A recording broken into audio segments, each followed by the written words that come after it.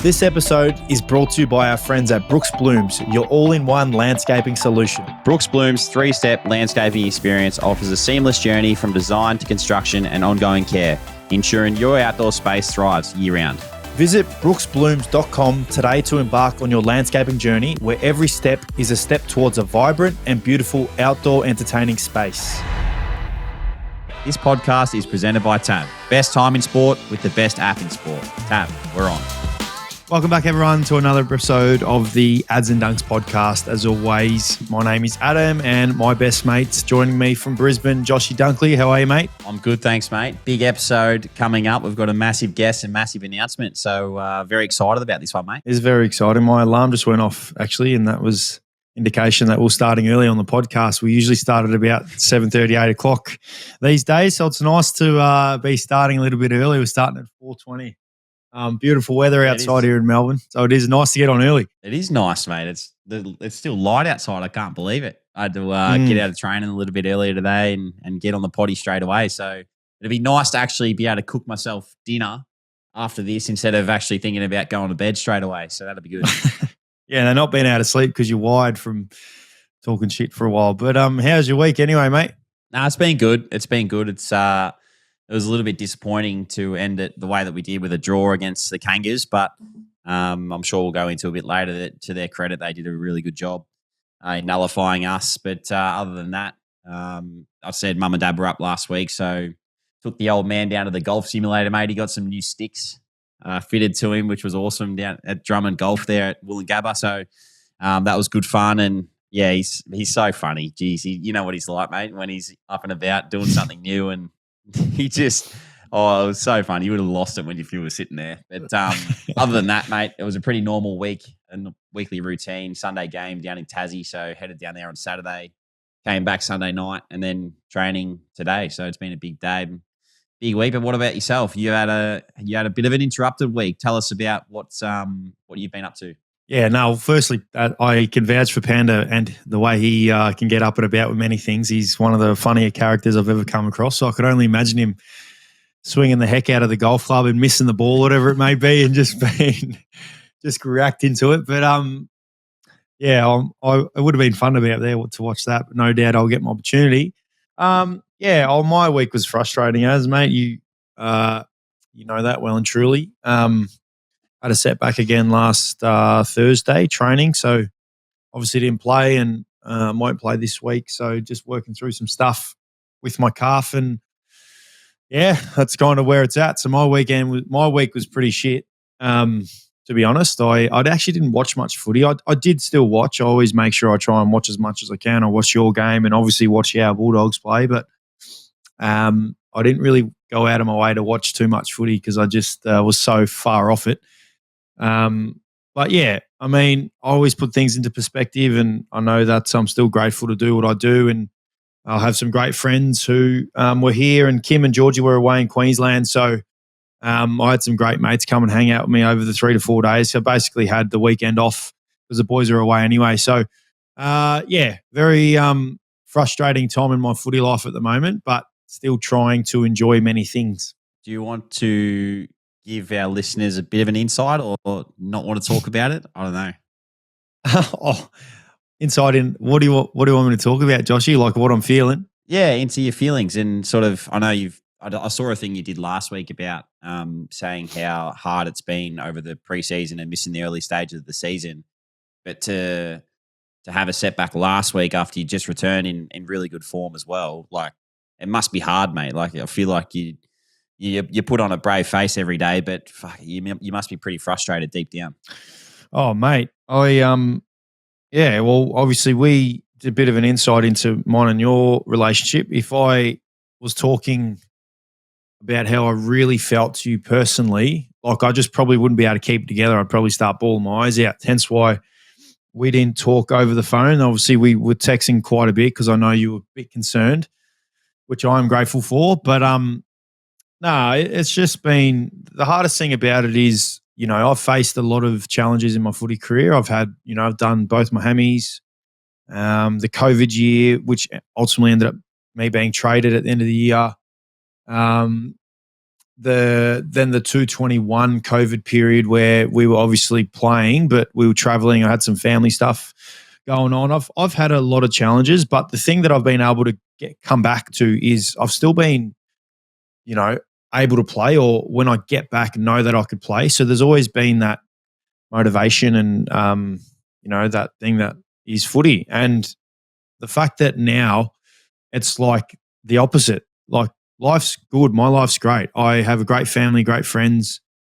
I'm grateful for what I do, but I actually can't get out on the park. And I think for someone who spends a week with me or knows what I'm like throughout the week, they really understand how much I spend on my body, how much time, I spend on my body to get myself up and about. And, it's like it consumes my whole day, every day.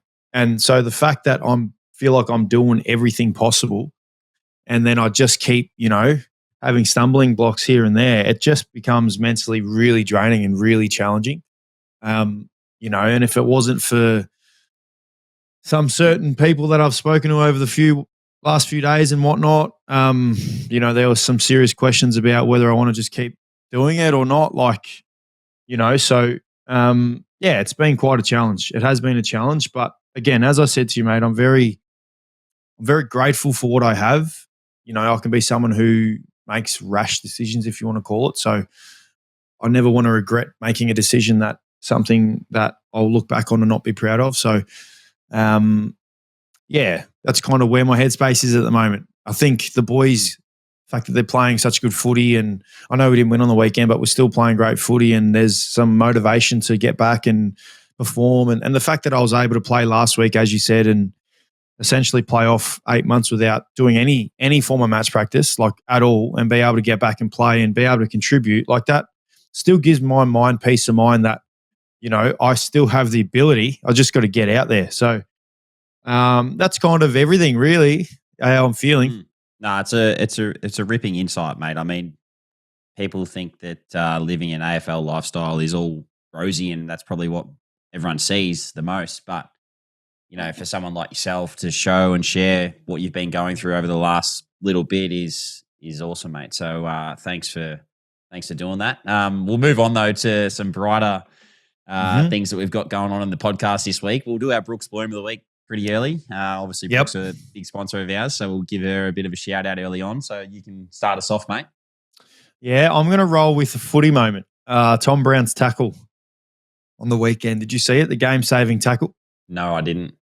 You didn't see it? Oh, geez. So obviously Tom Brown's a defender for Richmond, and it was genuinely a game-saving tackle. You got to go back and watch it, mate. It was unbelievable. Like, there was basically around the centre, clearance, handball chain overlap. West Coast was breaking the paint to have a shot, and Tom Brown just comes flying, chasing him and tackles him. And it's been lauded everywhere. And I thought it was one of the best acts of footy I've seen this season. So that was my bloom of the week. I like it. I didn't get to see it. I'll have to check it out after this. But I've got a similar one, but I've got two. Will Graham against your boys on Saturday night, that shoulder. So he's put his shoulder out, and then he's realised like his shoulder's cooked, and then he's dove forward to win the ball and get it. I can't remember, he got the handball out, or he might have just tapped it to advantage. Like, I know what a shoulder's like, and that's very, very impressive. But my main bloom of the week this week is Ryan Pappenhausen, mate. He yes. Oh, he dominated for the Storm. Yeah, I think it was a record-breaking, wasn't it? Record-breaking score for an individual. Yep. So it was a funny thing. Someone posted top point scorers in round 10 this week in the NRL. Melbourne Storm scored 64. Ryan Pappenhausen was next highest with 36, and then the Canterbury Bulldogs scored 32. So into perspective there, that is a incredible performance, and I just wanted to get around him because that's insane. Yeah, I run into Pappy quite often because we go to the same wellness centre just up the road, and I think the time he's spending at the wellness centre and what he's doing, mate, is working wonders for him on the field, because he was unbelievable, as you said, on the weekend. There you go. So that's our bloom of the week, or blooms of the week. Anyway, we'll move on now to an exciting announcement, which we'll bring out the big microphone heads, mate. We'll swap them over. We've actually got Tab on board this year. Tab, we're on. We're going to stick that on there for the rest of our remaining episodes of the year, mate. So we're very grateful to have Tab come on board this year. So exciting. We've been sort of in the talks for quite some time. Great team and great people that we're very excited to be working with. And we're going to kick it off straight away, mate, with a Tab multi or tip of the week. So that's what we're going to be doing moving forward. It's going to be an exciting time. We love our horse racing. We love our NFL, NBA. So we'll get started on that. Looking forward to it, mate. Oh, mate. Yeah, as you said, grateful to Tab for being on board with the Ads and Dunks podcast. Very grateful. I'll kick us off. I like so obviously the Celtics and the Knicks are in a ripping series at the moment. Unfortunately, Jason Tatum went down today, which looks friggin' bad. That looks bad for them. But I'm feeling a bit of Jaylen Brown magic next game. I feel like he's gonna, I think he's scored about 20 points on average the last few games, but I'm feeling a 25 plus and Celtics to win at home. Yep, I like that. That's our same game multi of the week. So if you've got any doubts over the Boston Celtics, make sure you get on Jaylen Brown 25 plus and Boston to win at home in the next game. My one is in the Doomben 10,000 this weekend, and it's a bit of a roughie. We've sort of chatted. That's you. Chatted pre-episode, pre-podcast about this one, and we think V8 is a sneaky chance to get in there in the finish. So that's our each way wager for this weekend. But as I said, mate, very excited to have Tab on board and very grateful. And we look forward to working with them into the future as well. I like the tip, mate, and agreed with everything you said, mate. Super excited, and thank you to Tab. You win some, you lose more. For free and confidential support, call the number on the screen or visit the website. Beautiful. So we'll move on from that and we'll get stuck into footy from last week, the rounds review. What stood out to you, mate? Was there anything that caught your eye? You said you didn't watch much footy, but I'm sure you still seen a few clips from that on the socials. Yeah, I certainly watched. Like I watched most games. I just didn't investly watch, if you know what I mean. But one thing I did catch my eye is every single game was extremely close, other than the Hawthorn Melbourne game where it was close, but Hawthorn blew them away in the last quarter. Oh, mate, I just feel like a couple of things. I like teams that have kind of been on the cusp and, whether they've been spoken about in a positive light or a negative light, they've come out and had good performances. So I look at teams like Carlton, who I look at the ladder, they're one game out of the 8. And about 5 weeks ago, they had everyone coming for their coach, which is now blowing my mind because to me, they've got their best side back, well, close to their best side, and they're playing good footy. Mate, they're playing great football. And again, they were good on Friday night. They obviously beat St Kilda, who are the same. Like if I'm a St Kilda fan, I'm excited about what I've got going down there at the Saints. They've got a great group of guys. They play a good brand of footy when they play their brand, and they're very hard to score against. I mean, they kept Carlton at 77. They just obviously didn't score enough. But, those teams, I liked Essendon, another team that, again, people have been critical of, but they were able to beat Sydney, who are obviously last year in the grand final. I look at Richmond as well. I know, obviously, people say Richmond, West Coast haven't won a game, but just the players that are shining or getting some time, it's exciting for those guys. Yeah, I mean, we've talked about them on the podcast over the last few weeks, and I noticed it when I played against them was the young guys that they've got in their team are super impressive. And I know that just actually recently re-signed a lot of them too. So that's good for their footy club.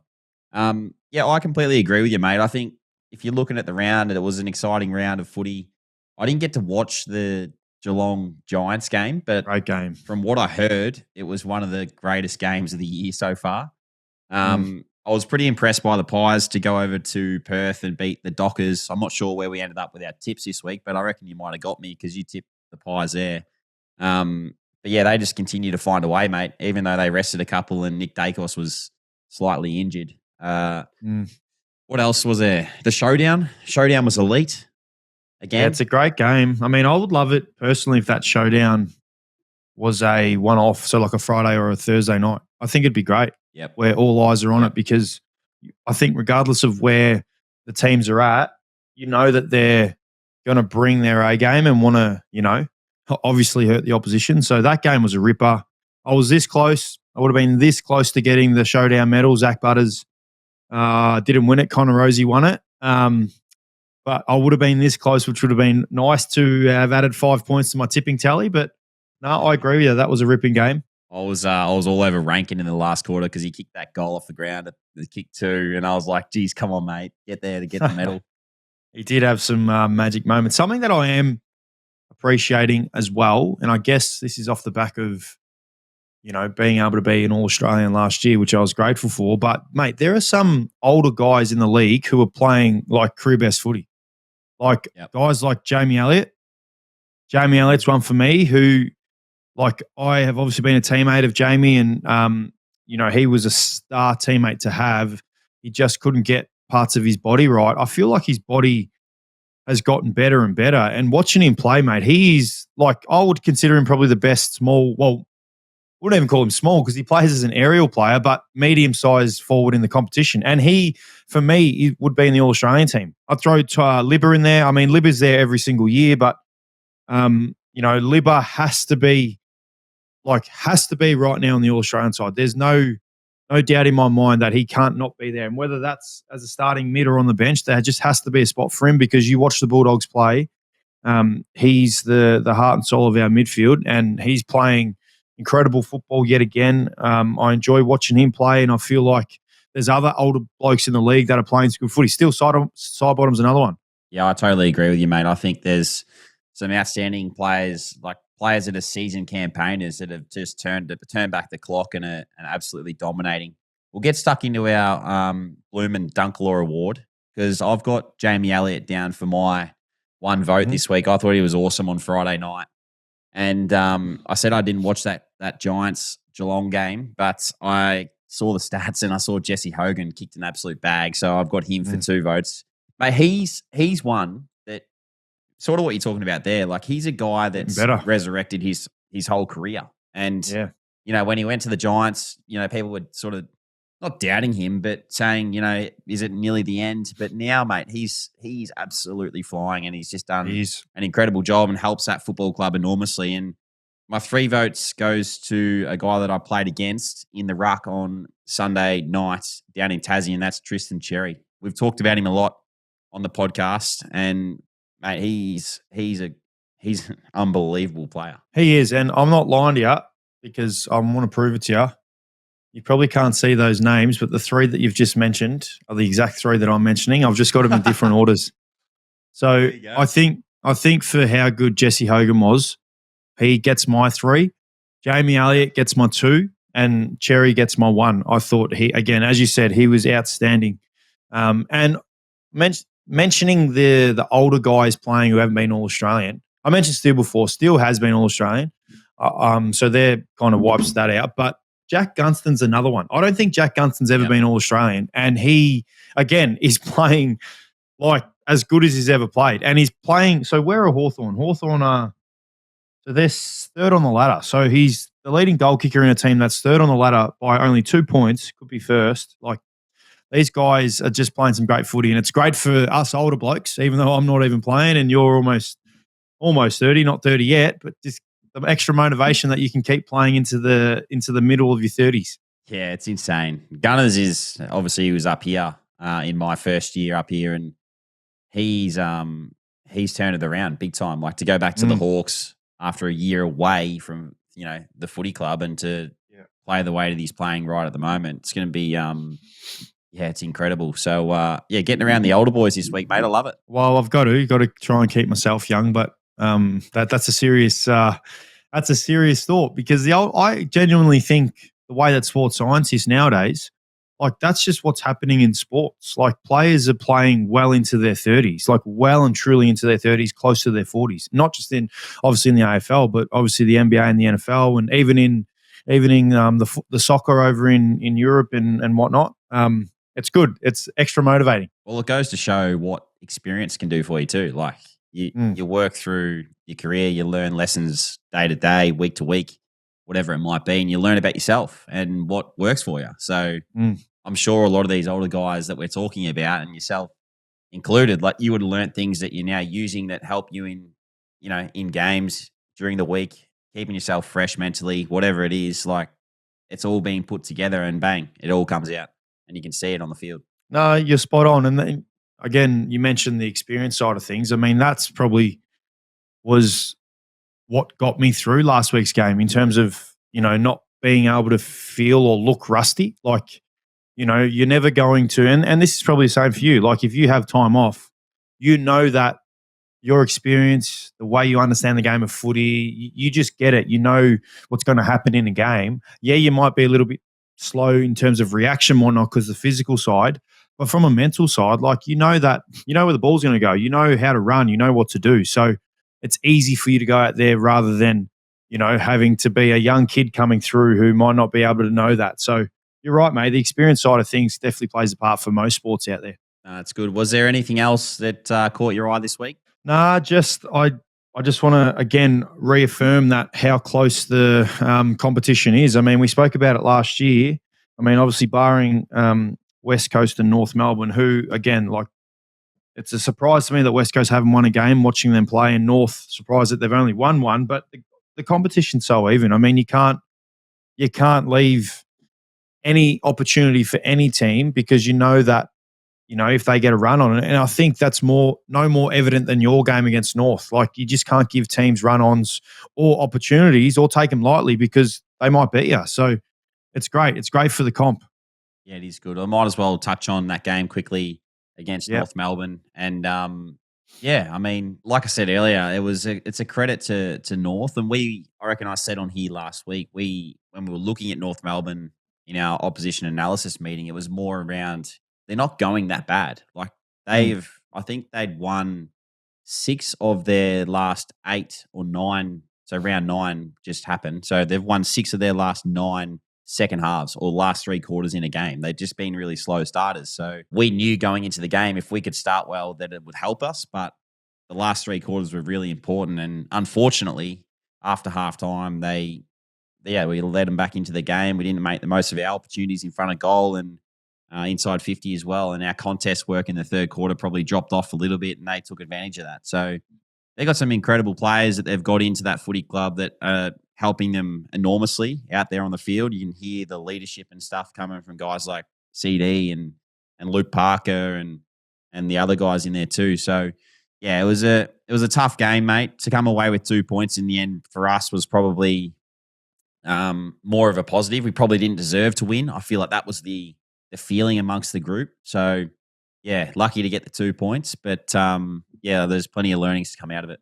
Yeah, I mean, it's a great reminder. As I said, it's a great reminder that you can't, and I'm not saying you guys did this at all, but you just can't take teams lightly because you just know that if you give anyone a sniff and like North played Tassie really well, like, so obviously that would have been a little bit of an advantage for them and whatnot. But no doubt, as you said, learnings for you going forward, which is always great for a group like you boys who have been the benchmark for a while. So, that'd be good for you going forward. I think our game, I'll quickly touch on. Obviously, this is the one game I watched from start to finish. Obviously, very frustrating. We weren't able to get the job done. It looked like there were times when we looked like we were going to run away with it, and then there was times where the Gold Coast looked like they were going to as well. But I just think ultimately for longer, we just weren't good enough, and we haven't seemed to travel up to Darwin and play well up there. Although we love going up there and seeing all our fans up there, which is a great place for our footy club. We've got so many great people there who go for the Bulldogs. So albeit the boys really appreciated that, it's just the frustrating one that we weren't able to come away with a win, considering Gold Coast are playing, I seen something this week where people out there were saying like they're a lock for the top 8. And like I couldn't agree more, mate. The brand of footy that they play, they have a confident brand of footy and they're a confident group, and when they get their tails up and running, they're a good side. And you would have seen that last week, even though you guys beat them.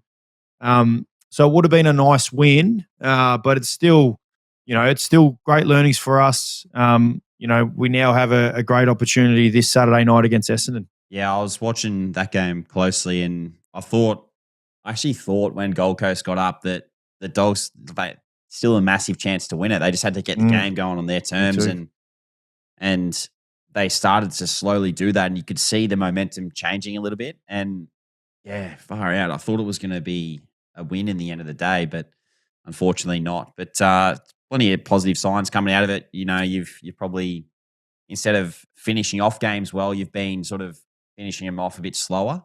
So to be able to do that this week definitely gives you plenty of confidence moving forward. No, that's something definitely what you just said that we've wanted to be able to do, and that's play right to the end. And that's, as you said, we haven't been able to do that. So to do that, very pleasing. Yes, it would have been nice to win the game, but we take the lessons from the game and, as I said, move it into this week's game. All right, we'll move on to this week's games then while we're at it. Let's go. Mate, we've got, Thursday night, Gold Coast. Mate, so Gold Coast have stayed up there for the 2 weeks, which is great for footy up there, as I've said. It's great for the fans. Mate, this is a beauty. Gold Coast, Hawthorn, 3rd v 4th. Gold Coast with a game in hand, though. Who do you think? Tell me who you think. Geez, I think this is going to be a tight one, but I'm pretty confident that the Suns play well up in Darwin, but the Hawks are in good form. They're a good side. I think it might be a bit of a shock to the system going up there. It's a tough place to. I haven't played up there, but I've actually ran up there in the off season, and mate, I nearly died. So I can't imagine what it'd be like to play.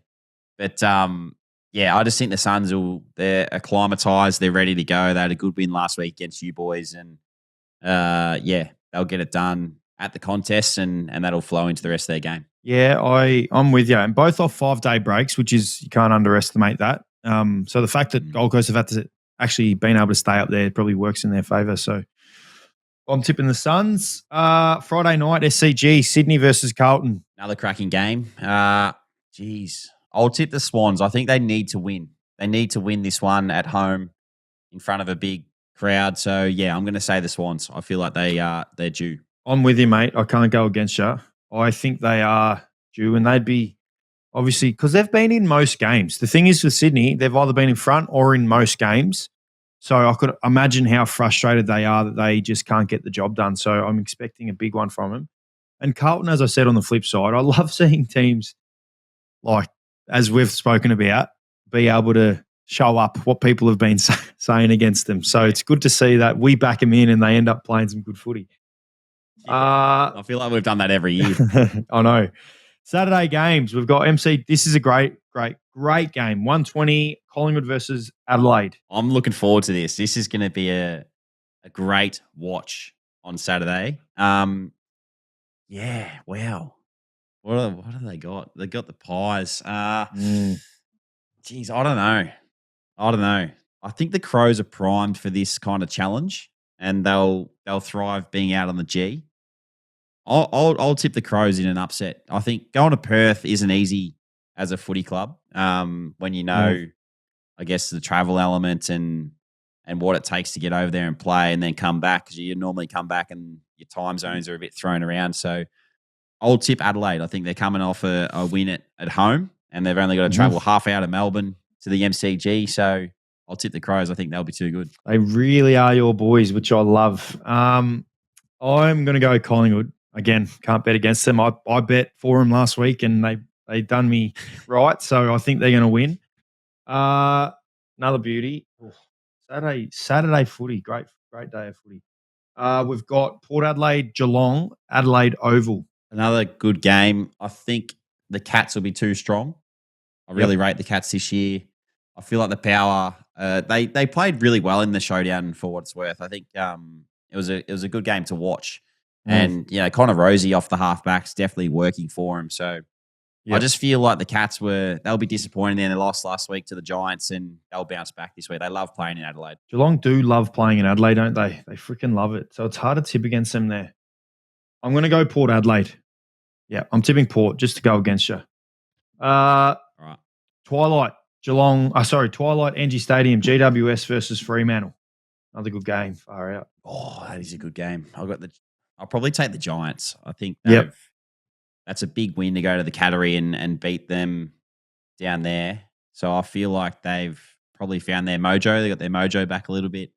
And the Dockers, similar thing to what I said about the Pies. It's a long trip over, and if they get themselves up, that'd be great. But I just feel like the Giants will be too good. I'm with you. I think Freo's be a little bit frustrated with their traveling record at the moment. So it's a good challenge for him. If they can get this done, that'll be massive tick. But I do think Giants.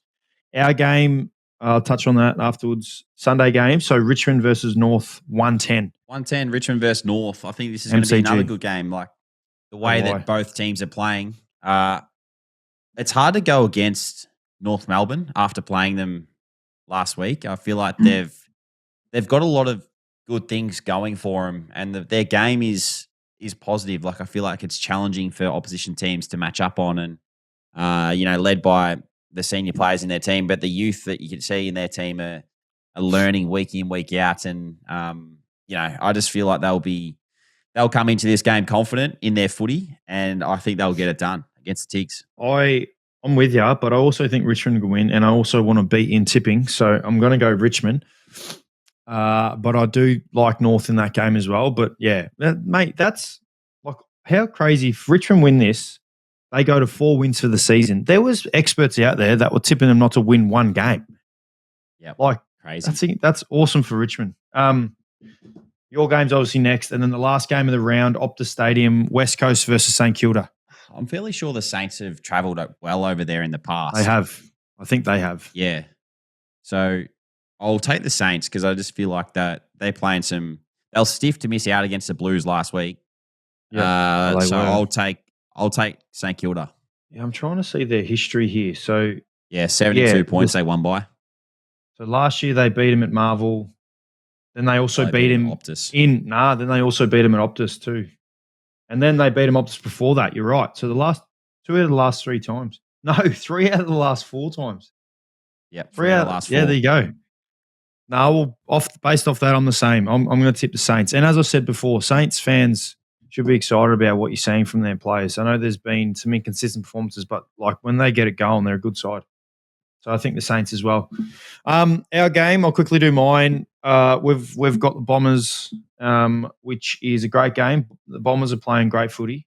They really are. I mean, their last couple of weeks have been really good. So it's going to be a good challenge for us. They've had the measure over us, I think, the last couple of times, from what I can remember. I remember last year they got a hold of us early on in the season, which was quite frustrating. So that's a game that, we always look forward to. We always get good crowds at those games, and it's a Saturday night one-off game, so all eyes will be on it. It's a huge challenge for us. We've certainly got to bring the heat early and, enjoy playing at Marvel, because I think this is our 3rd game for the year at Marvel, which we like to make a bit of a fortress for us. So looking forward to this one. Yeah, this is going to be a cracking game. I'm looking forward to watching it because, like you said, 2 teams that are in really good form. Even though you lost last week, I think the way that you're playing this year, you'd have plenty of confidence heading into this game. And the Bombers, I didn't get to see their game against Sydney, but from all reports, they were really, really good. So it's going to be a great matchup. Midfields, I think, are pretty similar. Like last time, I remember watching that game that you're talking about where you lost, and their midfield probably got on top early on and were able to sustain it. So that's going to be a big battle. We talked about Zach Merritt last week on the podcast, how good he's going, and him against the likes of Bont and Libber and Eddie Richards. It's going to be a great battle in there. So I'm looking forward to watching that midfield matchup and seeing how it pans out. Should be good. And I'm the same. It's a group of mids for them. We just, not that we ever do, but we just can't take lightly because they're flying at the moment. Your game, you guys obviously got the Ds, 320 at the Gabba, which would be great for you boys. Get back to the Gabba. I mean, these are like the teams that we've spoken about. Their footy in particular has been pretty good. I mean, they obviously lost to Hawthorn, but they're right in it, right into the game, right into the end of the game. Yeah. There's going to be obviously a challenge. My question, I guess, for you would be Tristan Cherry, obviously, to talk about dominant ruckman, Tristan Cherry was a standout. Max Gorn's probably as good, if not just a little bit ahead of Cherry. Certainly he has to be someone that you look out for and you wouldn't want a repeat of dominance around the ball. Yeah, it's a good call. I think being able to, Gorney in the past has always been able to put it on a platter no matter who he's playing against. So it's going to be a tough challenge for us as midfielders inside, trying to nullify the hit-outs to advantage, but then clearance battle and the contested ball battle. So that's probably where the game will be won and lost. I feel like if we can come out on top in that area, then we'll most likely win the game. If not, it's going to be a challenge for us. So, yeah, it's going to be a great test. I know that the D's, they'd be disappointed with their start to the season, but like you said, they've been playing some good footy, and they took it up to Hawthorn last week, probably until the last quarter where they kicked away a little bit. So, massive challenge for us, and, yeah, one that we're really looking forward to. Yeah, it will be a good challenge. And as you said, Gorney has, he does against most rucks. So no doubt that's where it'll be. A lot of the game will be won and lost for you guys. But as I said, I think it's going to be a great game, and I can't wait to be watching you, mate. Yeah, looking forward to it, mates. All right, we'll move on to, unless you had anything else from the round of footy. No, I just want to mention that it is Sir Doug Nicholls round the next 2 weeks. So round 10 and round 11. So I think all teams have done a special Sir Doug Nicholls round jumper. I know we have. Yep. Liam Jones's cousin designed ours, which ours is very special. It's got the story of, I think, our 5 Indigenous players, AFL women and men players, and VFL. A bit of story on our jumper, which we got presented to us last week. So very special round. It's always something that I love how the AFL try and have rounds that are for particular causes and people and whatnot. So I always find the Sir Doug Nicholls rounds, I should say, very special, and a very great honour to wear the jumpers that are designed. Yeah, it's a great shout. I think we had actually Cal Archie do our jumper and his family, and he ran us through it today. And to hear the story behind the jumper, I think that's the most powerful thing. Like to know, Arch's story and his family's story, and to be able to run out and represent it means a lot to us as players and to the Definitely. AFL. I'm sure the fans as well. So. Really looking forward to the round and celebrating that. This podcast is presented by Tab. Best time in sport with the best app in sport. Tab, we're on. All right, moving on. I've got to announce, because we've had a few people send in who they think the guest was for this week's podcast. And we are pretty pumped to announce that Josh Giddy will be joining us very shortly. So thanks to him. But I've got to say that there was 2 people that sent in the right one, and that's Kenneth Doan 95. So Kenneth, I'll be sending you a message to make sure we get you a signed piece of merch. And Rylan Crosser, he's another one that messaged in. Man. So those 2 boys have got it right, and we'll send some merch their way. But Adsy, we are joined by Josh Giddy. Obviously, we talked about this prior to the break, but mate, thanks for coming on. We really appreciate it. No problem, guys. Thanks for having me, mate. We are freaking excited. You we love our basketball, me and Joshy, and we've been trying to get someone as big as you on, mate. And the fact that you're able to spare a bit of your time and come on, it's greatly appreciated from both of us. We know that. I can only imagine you're a busy man, but mate, you are a superstar, and we're so lucky to have you on. No, thanks, man. Pleasure's mine. I'm on the 2 superstars as well. So no way. All right, Joshy, you could ask the first question, mate. All right, I'll kick it off, mate, because we know that you love your AFL footy, and you've been to a few games over the last few weeks. And I want to get an insight into, you played footy growing up. Is that what happened? I played in the WRFL for the Yarraville Sydney Eagles till I was about 15, and then it got to a point where I got a scholarship offer to the AIS in Canberra, and I had to decide footy or basketball. And that was kind of the point where I played my last footy game, went up to Canberra, and that's kind of when I had to decide what way I wanted to go. And obviously I chose basketball, but obviously I've loved footy my whole childhood. I still love it today. I get up at 3, 4 in the morning when I'm in Chicago to watch games. So every weekend I'm at a different game when I'm back in Melbourne. So I love it. I try to get around it and watch it as much as I can. I do. I'm big on Supercoach, so I'm all over it. I think what's the coolest thing for me is, obviously we both follow you on socials, and even Dyson Daniels as well. I've seen him kicking a footy. I would have been around about March or whatever it may have been, and being able to see you post stuff where you're actually watching a game, and like we obviously know where you are, knowing it's 3 a.m. That's the coolest thing that we get to see, that you're still following footy religiously, which is great. You talk about you had to make a decision. So my question is, were you like legitimately a chance to potentially go all the way through to the AFL? Because that would have been pretty cool. No, it would have been. I mean, I don't know. I was 14, 15 at the time, so I guess it's hard to say. I would love to say yes, but I really don't know. I think I was a pretty solid player. I won league being best and fairest where I was playing in that league. So I wasn't a bad player, but in terms of if I could have played AFL, I don't know because I gave it up, from a pretty young age, 15, 14. So I would love to think so. And I always joke about coming back and doing category B, but I don't know. But as I said, I still go for kicks. I was having a kick right before I got on this podcast. So I still love getting out there and kicking the ball around and watching as much as I can. What position were you as a footy player? Because you're a big man. I could imagine you would have been big back when you were 14, 15. Yeah, I played in the ruck. I mean, I wasn't like towering over people back then. I had a growth spurt when I probably hit 15, 16. So towards the end of my footy junior days, I was taller than most people, but I wasn't like by any means towering over people. But I played in the ruck once I probably got 11, 12 years old. Love it. So talk to us now about the journey to the NBA. You mentioned that you had to make a decision. What did it look like from there? Yeah, so once I made the decision to go to Canberra, I obviously packed up, kind of my life in Melbourne essentially, and moved up there to the AIS. And it was a bit daunting at the start because I was 15, 16, moving away from home. You used to having mum and dad cook all your meals and do your laundry, and you kind of got to grow up fast because everything's pretty self-reliant up there. I had to do my own laundry, I had to get myself to practices and to weight sessions on time, and you had no one else to do it for you.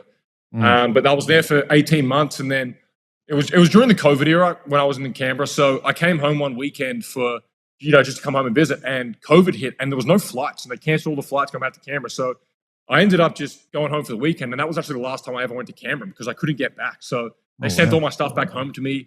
Then a couple months later, I signed with Adelaide.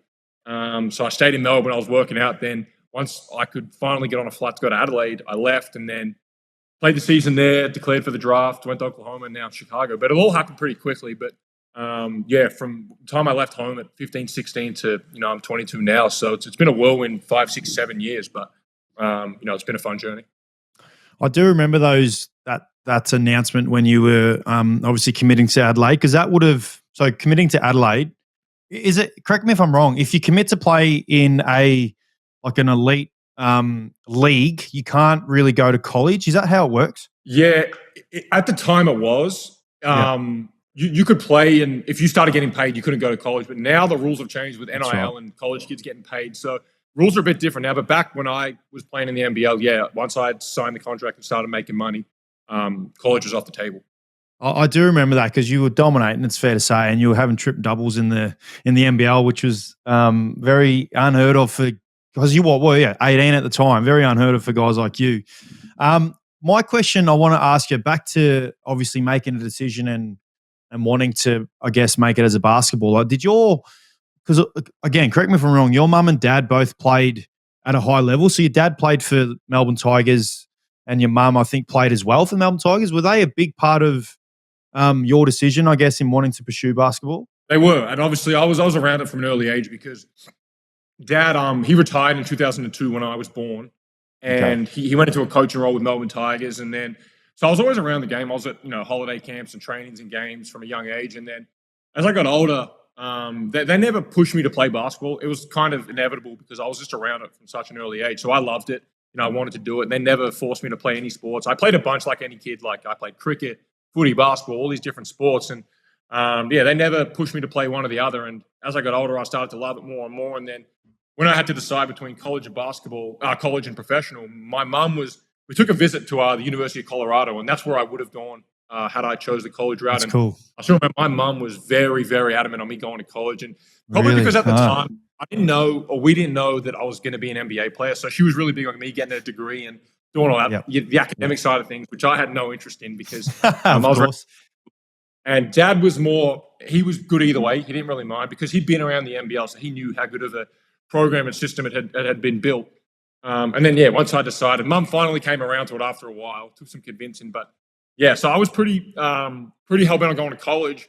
Then once I got an offer to be a next star, that changed my mindset a little bit more. But, both options were there for me and, took the NBL one. So you'd get drafted to OKC, as you mentioned. And, mate, take us inside the four walls. What it's like. Like, you've had experience back here, back at home. You've gone through footy clubs. You've seen what it's like as a professional athlete, professional AFL player. What's it like in the NBA? Like, what's the day-to-day look like? Is it so different or is it similar? I mean, I think the day-to-day is, like, during the season, it's very reliant on, like, self-reliant. Because we play 82 games, there's not a lot of training sessions. You boys play one game a week, so there's more main trainings and you get after it a little more. Where our trainings are very like, get what you need. If you want to come in and lift, if you want to come in and get on the court, it's up to the player. And obviously, heavy minute guys will do less on off days, but the guys that don't play a lot usually will come in and play like pickup. They'll play 5-on-5 full court. They'll get after it a bit more. So yeah, it just depends on the player and what type of minutes you're getting into. But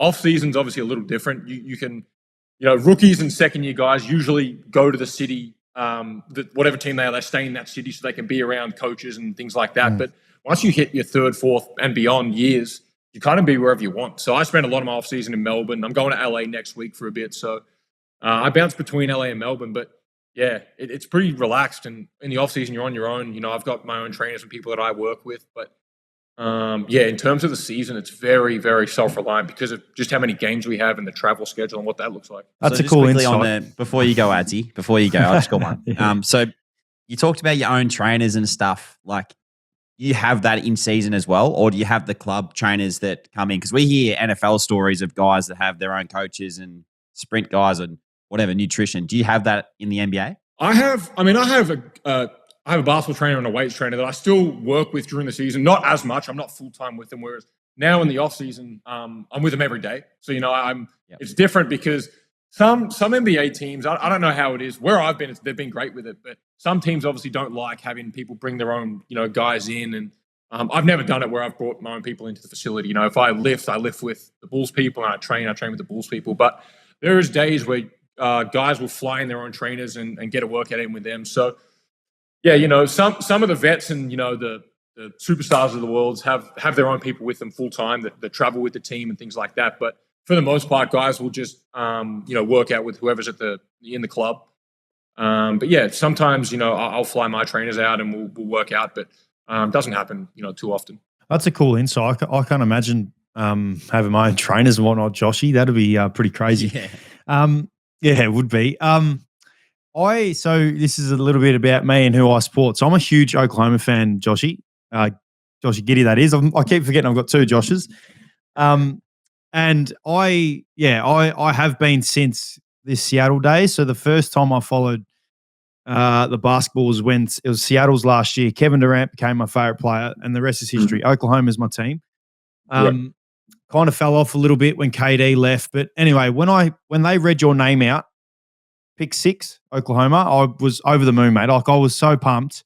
My question is to you, do you like when you get drafted, right, and you know that you're in a business, because you are in a business. So, ultimately there's a chance that you might eventually leave the club, whatever it may be. Do you understand that when you get drafted, or are you get drafted to Oklahoma, you're thinking, all right, I just want to be an Oklahoma Thunder for the rest of my life. I want to play for this organization. Or is it something like, okay, I've got to be smart here, blah, blah, blah. Do you kind of know what I'm asking? No, I do. And when you're a rookie, you think this is where I'm going to be the rest of my career. And I thought the exact same way. And then once I got into it a little more and I started to realize the business side of it, because my rookie year, guys got traded at the deadline. I'll never forget, we were practicing in LA and it was right the day before the deadline is usually when everything happens. They have the trade deadline throughout the middle of the year, and right before the deadline is when teams make all their moves. And we were at training in LA, and guys started getting pulled out of the gym because they got traded, and it happened mid session. So that's when I first realized, it really is a business, and these are guys you build real relationships with, you get close with, and then just like that, they're off to another city, and it happens so quick. And then obviously I got traded in the off season, so it was a little different. I had time to move everything from Oklahoma to Chicago and get settled in, but when it happens in the middle of the year, you're on a plane the next day and you could be suiting up the next night in the new city. So, it is a business, but at the same time, it is tough because, you build relationships and friendship with guys, and just like that, they can be, moved on to another team. One more dunks. I'm going, Josh. Sorry. So then because obviously they've been a good side and like ever since you've been there, you boys were, when I say you boys, when you were playing there, like we're just kept better and better and better. And now obviously contending for a championship. Do you still like follow the lads? Are you like hoping they win, or is it like, they're competition now? No, I do hope they win. And I'm close with a lot of the guys. And that's probably the reason, because I'm so close with a lot of the guys there and I still talk to them, pretty much every day. So When I left, I wasn't sure how I was going to feel, watching them, whether I was going to actually root for them or I was going to watch, hate watch them, hoping they lost games, things like that. But no, I've genuinely, I love watching them play, and I genuinely root for them because I'm close with a lot of the people there, and not just the players, but people around the building, coaches, front office, things like that. So no, I really do watch them and hope they do well. And the players, I hope they do well. I hope they all get contract extensions, things like that. But yeah, I wasn't sure. It was a weird feeling leaving and then thinking, how I was going to go watching them. But no, I enjoy it, and I really do hope that this year, especially since the Bulls aren't in there, I do hope they go all the way and get a ring. One question from me, two more from me. Question around how do you deal with media expectation, all that kind of stuff? Because over there, it's obviously probably the nation's biggest sport, probably the world's biggest sport in many people's opinion. But how do you manage that side of things? Ads, I talk a lot on the podcast about little things that happen here in Australia, but I'm sure it's on a much bigger spectrum for you guys.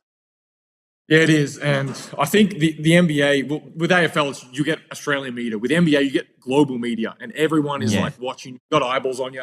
And even not just on the court, but off the court, everything you do is under a microscope. So it is challenging, and it is different at the start because you're not used to it. And when I got drafted, I come from, Australia, where there's, media's here and there, but it's nowhere near the size that it is in the States. But yeah, they scrutinize everything, and they'll always find something to pick at. There's no perfect players in the NBA, and the media will find something to get on you about. So I've obviously had my fair share with the media. I know how it goes, and when you're playing well, they love you, and as soon as you have a couple bad games, it flips very quickly. So a lot of guys, and we all see it. And the thing is, players will sit on the plane after games, and we'll go through Twitter, and we see all these people just shitting on us, and there's people that love us. So it doesn't go by us. We all see it. So it's part of the game. Obviously, we understand we play in front of millions and millions of people that support the NBA. So it comes with it, but at the same time, it can be tough if you're constantly scrolling through Instagram and Twitter and you're seeing all these things about yourself, and can have an impact. But when you're playing well, it's the opposite. You can let it get you going. So I try to stay out of it. My first 2 years, I would after every game, good or bad, I'd go on Twitter, see what people were saying about me. I've got to a point now where I've stopped caring a little bit more. But yeah, no, it is hard because so many people watch the NBA, and it's such a global sport. Far out. I just want to keep asking questions, mate. I could go for another 2 hours. But I'm in no rush. So yeah, you're actually obviously now at a pretty historic team in the Chicago Bulls. I mean, you must have felt that when you knew you were going to go there, and the aura around obviously the 90s and MJ and whatnot.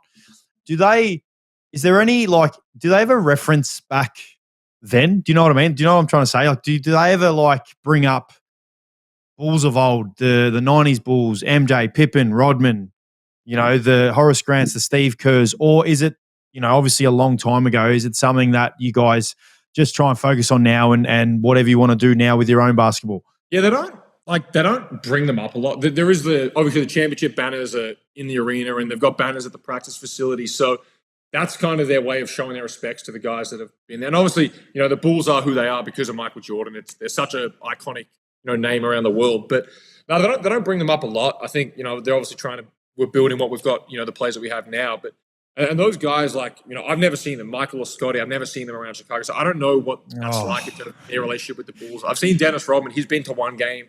There's some Joakim Noah, the thing. Those guys are at games more frequently. That's cool. So, but in terms of Michael and Scotty, I've actually never seen them in the arena or around Chicago. I've met them for that matter. So, I don't know what their relationship's like with the Bulls, but obviously those two are legends with Chicago, but. Yeah, I've never really seen them around. So your aspirations, I've got a few more questions after this too, but this is another one. Your aspirations. So, I know your best basketball is as good as any guard in the league, and that's just not from an offensive point of view. Your defense, especially your perimeter defense, is very underrated in my opinion. Thank you. What are your aspirations? I mean, the obvious ones are, win a championship and whatnot, but I feel like your basketball is all NBA. It's all NBA first, second, third team basketball. And you've shown that. I mean, I think you were the first person since Oscar Robertson in 1961 to have 3 or 4 triple doubles in a row. And that's incredible for someone who's only 22. So you must have these ultimate aspirations and goals that you're chasing every day.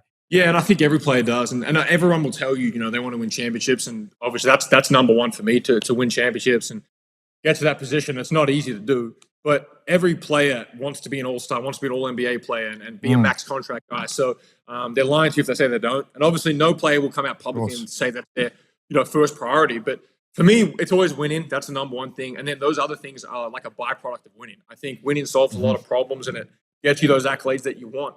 But yeah, I think, the things you mentioned obviously a change of scenery can make those things come to fruition. Confidence helps. So there's a number of factors that go into it. But for me, I think that especially the back half of the year, we had obviously guys get traded and moved around. So opportunity opened up. And when it did, I tried to grab it with both hands. And, probably the last 2-3 months of the season, I got going a bit. And once you have a couple good games, you start to build some momentum. And, I just found myself in a groove and I was in a good spot, good headspace. I think the All-Star break really helped me get back to, my best as a player. And, you guys will know as footballers as well, once you're in a groove and you feel good about yourself, that can really help you going forward. So, I strung some good ones together. Confidence was high and it kind of rolled over. So, not just me, but us as a team started winning a lot of games towards the end of the year and we got going as a group. So it was a good feeling. And obviously it's good to carry that confidence into the off season. And then once you hit the ground running in October for the start of the next one, you feel good about yourself. You certainly did, and I can't wait to see that. Great insight.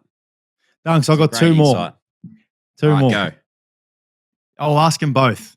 So first one is, who's the best player you've played with? And you've played with guys like SGA, DeMar DeRozan. Did you play with DeMar DeRozan? He got traded in the summer, but I got traded in. Yeah. Well, you've played with some good players. Second question, who is your basketball GOAT? So they're my two questions. Shea would probably be the best one. He's going to win the MVP this year. So probably say Shea. Basketball GOAT, Michael Jordan. Yes, go. Let's go. I'm pumped about that. That is what I wanted to hear, Josh. That is he's my GOAT. But at the same time, there's another question, I'm sorry, but it must be pretty cool that like you've been able to grace the court that LeBron has been on, because he's going to go down as obviously arguably the GOAT, and you were actually in the game where he scored or where he broke the record for obviously the amount of points. It must be something that you pinch yourself about. It does. And that night, I still remember very clearly, they told us, because we knew leading up that there was like a stat that came out, the amount of points he had to average and what game he would break the record on. And it slowly got closer to our game. And I think he sat out the game before he played against us because it was in LA. He wanted to do it obviously in front of family, whatever.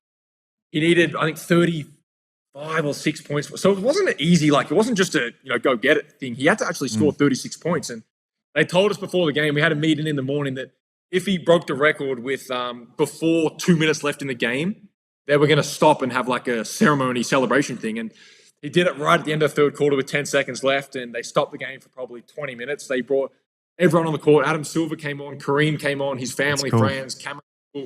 And we were kind of just sitting there. Obviously, it was a very cool moment, and he deserved it, rightfully so. But it was a weird feeling having a break, like that in the middle of the game. So we kind of sat there for 20, 25 minutes while this ceremony's going on. And then there was like 9 seconds left in the third quarter. So we came back out, played 9 seconds, and had three-quarter time. So it was a bit strange, but it was an unbelievable night to be a part of. The crowd, the whole night, was just every time he scored, it was loud and it was electric. So it was a cool night to be a part of. And it's obviously going to go down in the history books. And, it was a very, very fun night. That's so sick. So talk about LeBron. Like, when you play against, like, when I play against some of the GOATs in the game of the AFL, like, they've got that presence about them. Does LeBron have that similar type of presence? Like, he's on the court, he's coming to town, whatever it is? Yeah. And it's usually the Lakers and the Warriors. They get massive crowds on the road. Like, every game is sold out, no matter what day of the week, who they play in. It's always to see LeBron. It's always to see Steph. These guys just, they have unbelievable fans, and they pack out every arena. And it's funny, when the Lakers come to Chicago and the Lakers score, it gets, reasonably loud for a road team. So, you definitely feel their presence when they come out to warm up, an hour before the game. It's packed already. People are, taking photos and trying to get him to sign stuff for them. And you definitely feel his presence in the arena. So, he's been doing it for years. I'm sure he's used to it by now, both him and Steph. And, it was the same at the Olympics when they played, especially that whole team that they had. It was the same thing. They just had people everywhere waiting for them, hotels, restaurants, arenas, everywhere. So you definitely feel their presence when they're in the building. Who's the best player you've played against? Like, I know the obvious one would be LeBron, but like, do you know? I've played against some of my idols, so like Chris Judd, Gary Ablett, these guys. But when they played against us, they didn't play particularly well. So, who's the best player in your mind? Like, where is in your mind, like, wow, when you finish that game, you're like, oh my God, that guy is so damn good. Oh, I mean, there's a lot. I think KD was one when we first played him. That's my boy. He's like KD. I love that. Steph was another one. I think, Steph, LeBron, KD, the three obvious ones. But I don't know. It's there's so many good players in the NBA. Giannis was one. Jokic. Like, there's a lot of Jokic is maybe the one. He looks like he does it so effortlessly and easily. He doesn't really look like he's breaking a sweat out there. But there's a lot of guys in the NBA that especially when you're a rookie, you're like starstruck to be on the court with. But now, obviously, I'm at a point. I've played against these guys for a while now, so you get used to it. But yeah, at the start, it was definitely like, wow, you go from being a fan and watching these guys on TV to actually playing against them. So, it's a strange feeling, but you get used to it pretty quickly. I got two more short ones for you. The first one is, where were you for the Luka trade, and what was the talk like amongst the boys? Yeah, I remember it very clearly. We were in Detroit. We had a 12 o'clock game the next day, and it was like maybe midnight, and we were all, as soon as it happened, I texted the group chat first, and we all thought it was like a joke, obviously. Everyone thought Shams got hacked, and no one believed it. And like 10, 15 minutes later, he tweeted out the full details of the trade, and that's when everyone knew it was real.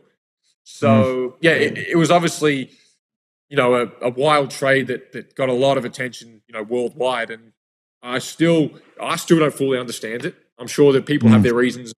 Each team has their reasons for why they traded each player.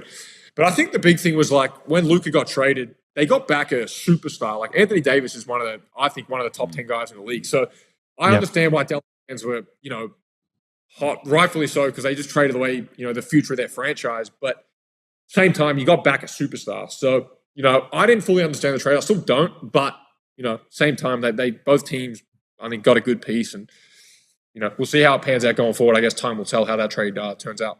That was huge over here. The news over here was blowing up too. Last one. Who wins the championship? All bias to your side. Who wins the championship this year? I think OKC. I think now I would have said Boston, but I think OKC now that Boston's probably going to lose that series. I don't think out of the East is going to beat them. Just if they get through the West, then they'll probably win the whole thing. Beautiful. Well, there you go, Adzi. Who do you think? Who do you think, Dunks? Oh, geez. I'll probably stick with OKC too. I feel like at the moment they're playing the best basketball. The Cavs have surprised me. They've dropped off big time. If anyone was going to challenge OKC, I thought it might have been the Cavs. I'm interested to see how the Warriors go now that they're 3-1 down, I think. Yeah, it's going to be hard. Yeah. I've got another question. I was thought about it. I'm sorry. Yeah. No, you're good. You're fine.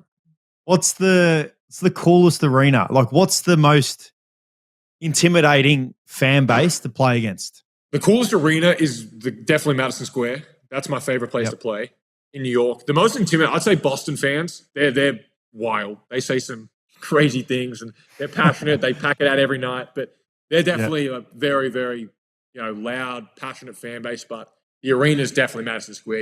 As soon as you walk in there, you feel it. And it's like it's like the court's lit up and everything else, all the stands are dark. So cool feeling playing there, but that's definitely my favorite place. Last one, I promise you. Last one. So obviously you play Madison Square, Boston. This just came to mind then.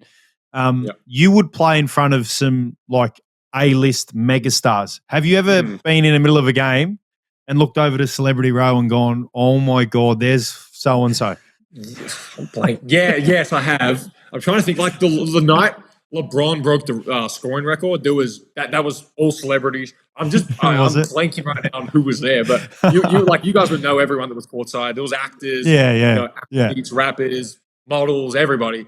New York always has it. New York and LA and Miami, the three cities that have usually celebrities everywhere on the courtside, but.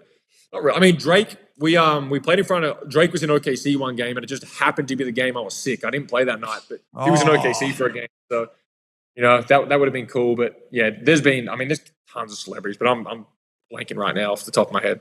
I'll let Joshy Dunks wrap up, but I wanted to say, mate, thank you so much for jumping on the podcast.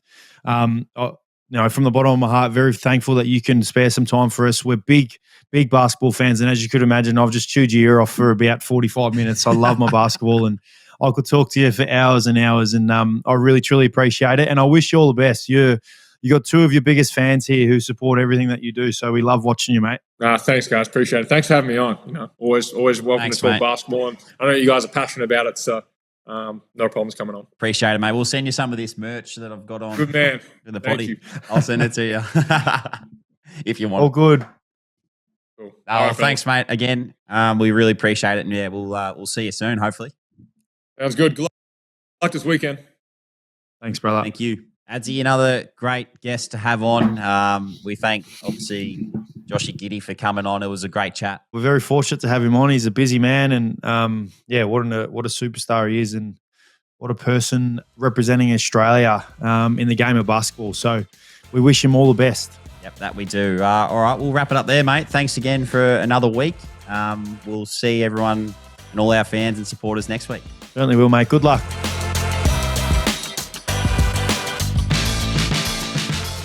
This episode is brought to you by our friends at Brooks Blooms, your all-in-one landscaping solution. Brooks Blooms' three-step landscaping experience offers a seamless journey from design to construction and ongoing care, ensuring your outdoor space thrives year-round.